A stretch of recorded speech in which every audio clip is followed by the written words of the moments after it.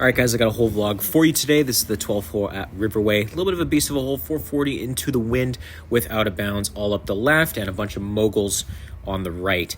Now, I think a perfect shot here would be a draw, but right now I'm hitting a little bit of a fade. So I'm going to aim a little bit up the left side. I'm not missing it left at all, so I'm comfortable aiming a little bit more left. The ball ended up going relatively straight, which is lovely.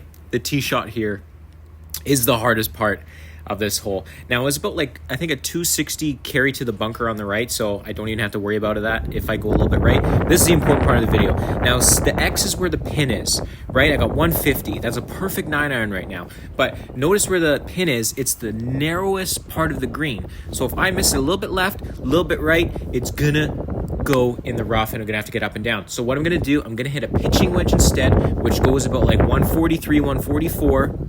And I'm going to aim for the widest part of the green, right? So that gives me more margin for error. And I still hit a really good shot. I know going into this that I was going to have about a 20-footer if I hit this great. That's exactly what I had. Now, I'm going to take you through my full kind of putting routine here. I always start from behind the hole, and I try to walk the low side. And right away, I notice this putt is not going to break very much at all. So I'm trying to get a little bit into aim point, try to understand how to gauge a read with my feet.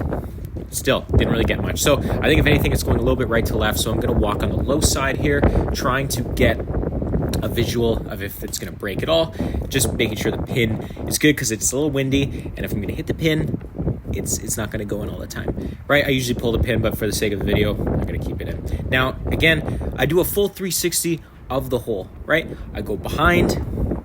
I start from behind the ball, go to the low side, and then go from the opposite side of the hole, and then come on the high side. Really trying to get a gauge of what the putt's going to do. Now, if you're going to do this, make sure you do it in a timely manner when other people are putting, right? You can get your read as other people are doing their turn, essentially, right? You don't want to be doing this every single time when it's your turn because it's going to take a while, and we don't want slow play, right? But I'm playing by myself. No one behind me, so it's not a big deal. Plus two, when I'm in tournaments, it's gonna be really slow, so you can take a lot more time. Now, my read here is I'm gonna give it about a ball outside right edge, right? I don't think it's gonna break very much, so if I have good speed, ideally about, I think this one a little bit uphill, so 2 feet by would be perfect. Hit a really good putt. I thought it was gonna curl in, and it just didn't. Hard lip out, it's tough, but again, this is a very difficult hole. 440 into the wind.